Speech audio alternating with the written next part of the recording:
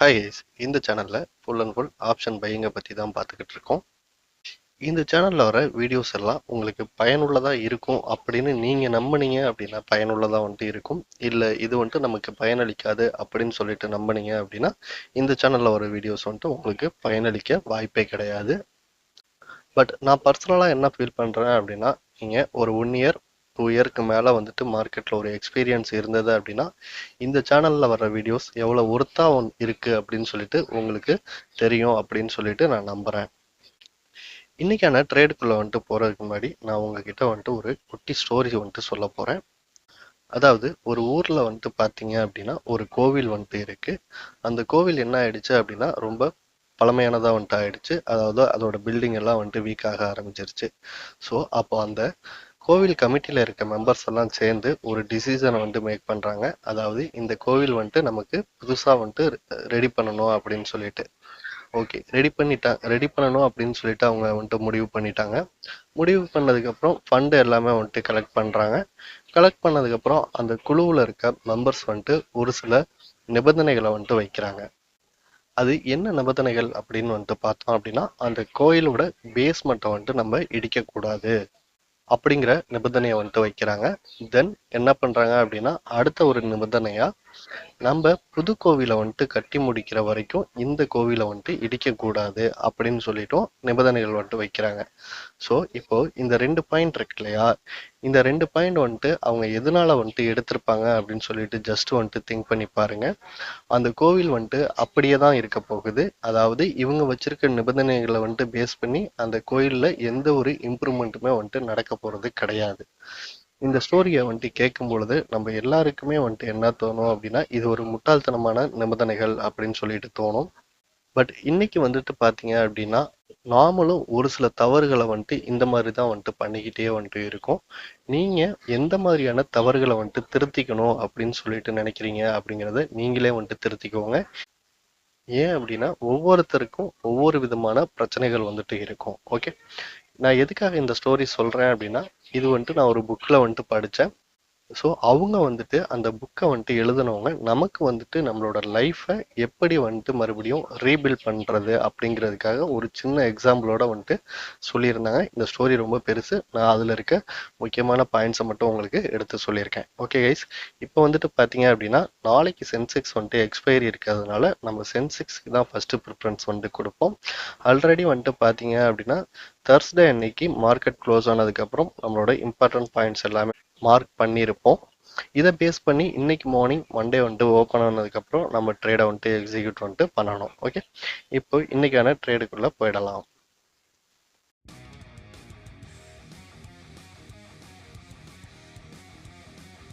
Okay guys, இப்போ நான் Sensex chart எடுத்திருக்கேன். நான் இன்ட்ராடேல 30 மினிட்ஸ்ல மார்க் பண்ணிட்டு ட்ரேட் பண்ணுறதுக்காக என்ன பண்ணுவேன் அப்படின்னா 3 மினிட் சார்ட்டை சேஞ்ச் பண்ணிப்பேன் இல்லையா. ஸோ அது போல் நான் இப்போ சேஞ்ச் பண்ணியிருக்கேன். ஓகே, இப்போ சென்செக்ஸை பேஸ் பண்ணி பார்த்தோம் அப்படின்னா நம்மளோட இம்பார்ட்டன்ட் பாயிண்ட்ல ஏதாவது ரிவர்சல் ட்ரேட் வந்தது அப்படின்னா அதை நம்ம எக்ஸிக்யூட் பண்ணுவோம். ஆனால் சென்செக்ஸ் பாருங்க, இப்போ இந்த வீடியோ ரெக்கார்ட் பண்ணும்பொழுது ஆல்மோஸ்ட் ஒரு 12 o'clock 11:55 ஆக போகுது. இது வரைக்குமே நம்மளோட இம்பார்ட்டன்ட் பாயிண்ட் பாட்டம்ல இருக்கிறதுலையும் டச் ஆகல, டாப்ல இருக்கிறதுலையும் டச் ஆகல. பட் மார்க்கெட் மூவ் ஆகிக்கிட்டு இருக்கு. ஓகே, இதுக்காக தான் நான் என்ன சொல்லுவேன் அப்படின்னா, சென்செக்ஸ்ல ட்ரேட் பண்ணும் பொழுது நாம நிஃப்டி சார்ட்டையும் ஒரு சப்போர்ட்டிங் டூலா பயன்படுத்தலாம் அப்படின்னு சொல்லிட்டு.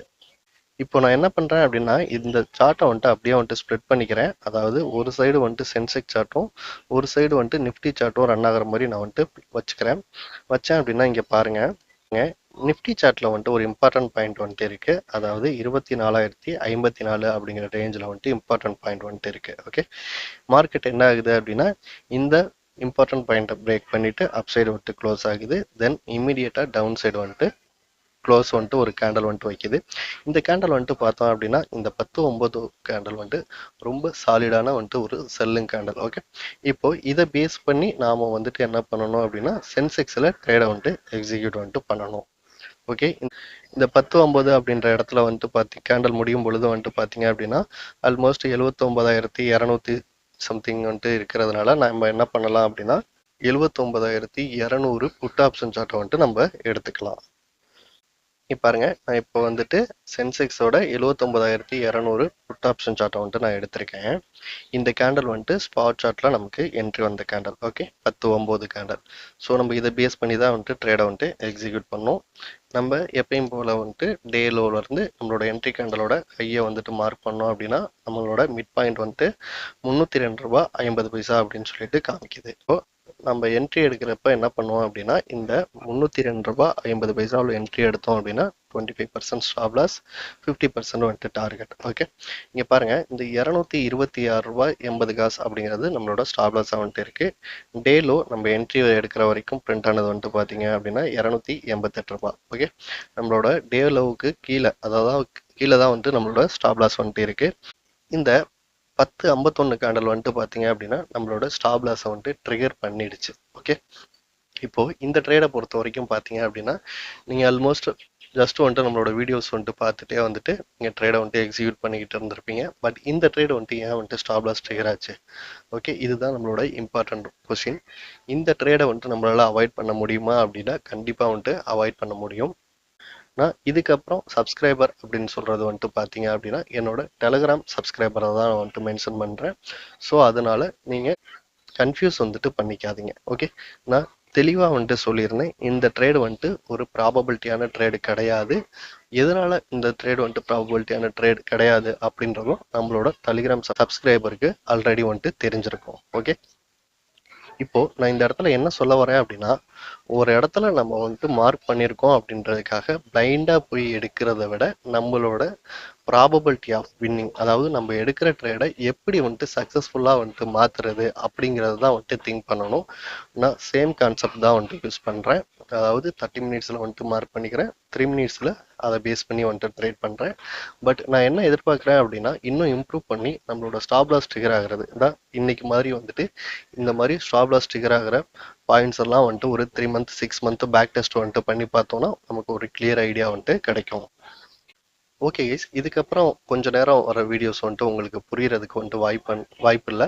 ஸோ அதனால கொஞ்சம் ஸ்கிப் பண்ணிக்கோங்க. இது வந்துட்டு நம்மளோட டெலிகிராம் சப்ஸ்கிரைபருக்கு வந்துட்டு புரியும். அதனால அவங்களுக்கும் நான் கொஞ்சம் எக்ஸ்பிளனேஷன் வந்துட்டு கொடுக்க வேண்டியது இருக்கு. ஸோ அதனால அதையும் வந்துட்டு நான் எக்ஸ்பிளைன் வந்துட்டு பண்ணிடுறேன்.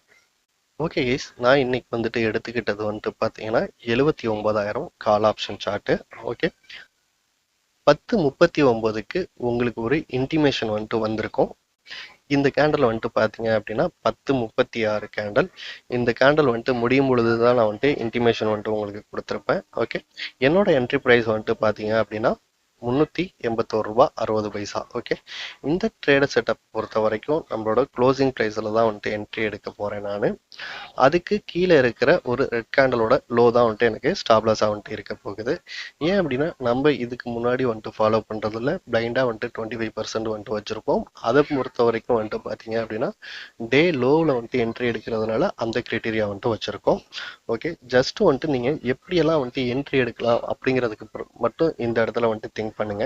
ஓகே, இப்போ நான் 381 ரூபாய் 60 பைசால வந்துட்டு நான் என்ட்ரி எடுத்தேன் அப்படின்னா என்னோட ஸ்டாப் லாஸ் வந்துட்டு பார்த்தீங்க அப்படின்னா 332 ரூபாய். ஓகே, இப்போ இந்த இடத்துல வந்துட்டு பார்த்தீங்க அப்படின்னா என்னோட ஸ்டாப் லாஸ், அதாவது ஆல்ரெடி நான் மெயின்டைன் பண்ற 25% ஸ்டாப் லாஸோட கம்மியா வந்துட்டு எனக்கு வந்துட்டு வருது. அதாவது 286 ரூபாங்கிறது 25% ஸ்டாப் லாஸ். ஆனா இங்க நடக்கிற இன்ட்ராடே பிரைஸ் மூவ்மெண்ட்டை பேஸ் பண்ணி நான் ட்ரேட் பண்ணும் பொழுது எனக்கு வந்துட்டு 332 ரூபாய். ஆல்மோஸ்ட் வந்துட்டு பார்த்தீங்க அப்படின்னா ஒரு 40 பாயிண்ட்ஸ் வந்துட்டு நமக்கு ஸ்டாப் லாஸ் வந்துட்டு கம்மியா இருக்கு. ஓகே, ஓகே, அடுத்தது என்ன ஆகணும் அப்படின்னா நான் இந்த 10:39க்கு உங்களுக்கு வந்துட்டு ஒரு இன்டிமேஷன் கொடுத்துருப்பேன். அதுக்கப்புறம் ப்ரைஸ் வந்துட்டு பார்த்தீங்க அப்படின்னா இம்மிடியேட்டாக வந்துட்டு மூவ் ஆகுது. இது வந்துட்டு என்ன சொல்றது அப்படின்னா எல்லா நாளும் வந்துட்டு இந்த இம்மிடியேட் மூமெண்டம் வந்துட்டு இருக்கும் அப்படின்னு சொல்ல முடியாது. பட் நம்மளோட கான்செப்ட் என்ன அப்படின்னா ஒரு இடத்துல ப்ரைஸ் வந்துட்டு இம்மிடியேட்டாக மூவ் ஆகுற மாதிரி நம்மளோட கான்செப்டை வந்துட்டு பில்ட் பண்ணணும். ஓகே, இப்போ நான் 381 ரூபாயில வந்துட்டு என்ட்ரி எடுத்தேன் அப்படின்னா என்னோட 50% டார்கெட் வந்துட்டு பார்த்தீங்கன்னா 572 ரூபாய் 40 பைசா. ஓகே, இப்போ வந்துட்டு பார்த்தீங்க அப்படின்னா ஆல்மோஸ்ட் வந்துட்டு ஒரு டைம் வந்துட்டு ஒரு 12 o'clock ஆயிடுச்சு. பட் இது வரைக்குமே என்னோட டார்கெட் வந்துட்டு ரீச் ஆகலை. நான் ஒரு 11:15 போல உங்களுக்கு ஒரு இன்டிமேஷன் மறுபடியும் வந்துட்டு கொடுத்துருப்பேன். அதாவது வந்துட்டு பார்த்தீங்கன்னா இந்த கேண்டல் முடியும் பொழுது இது 11-12 கேண்டல், இந்த கேண்டல் முடியும் பொழுது 11:15 வந்துட்டு இருக்கும்.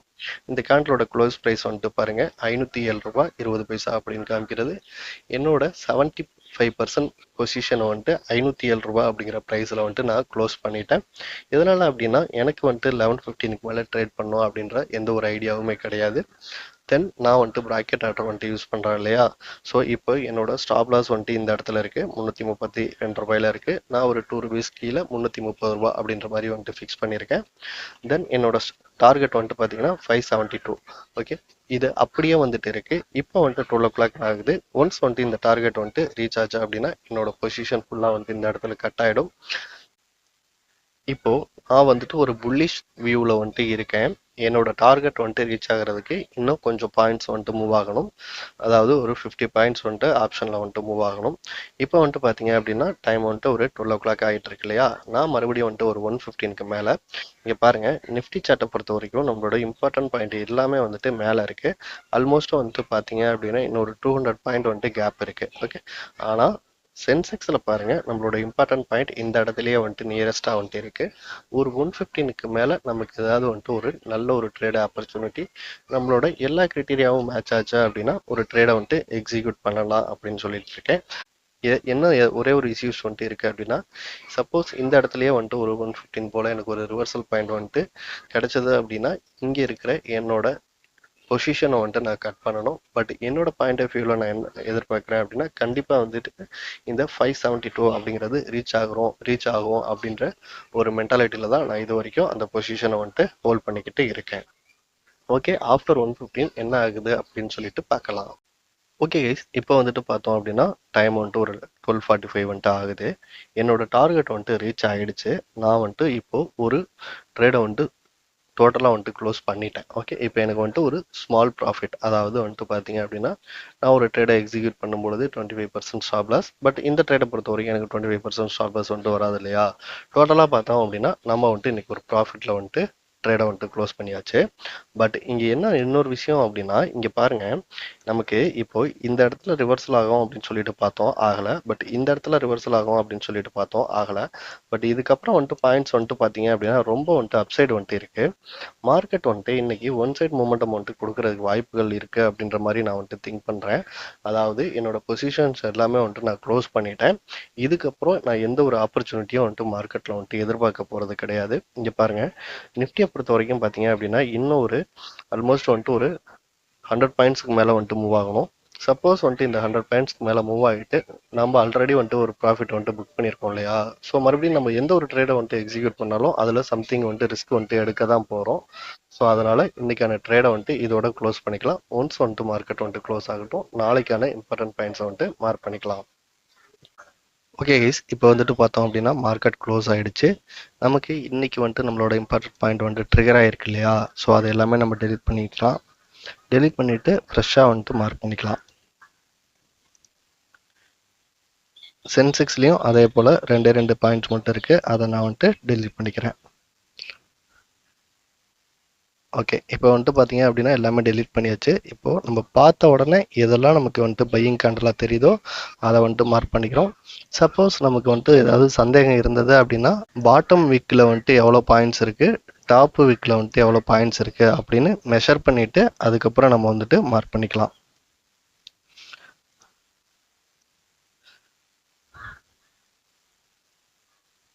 ஓகே, இப்போ பார்த்தோம் அப்படின்னா நிஃப்டியை பொறுத்த வரைக்கும் இந்த 3 பாயிண்ட் வந்துட்டு ஒரு பையிங் கேண்டலாக வந்துட்டு தெரியுது.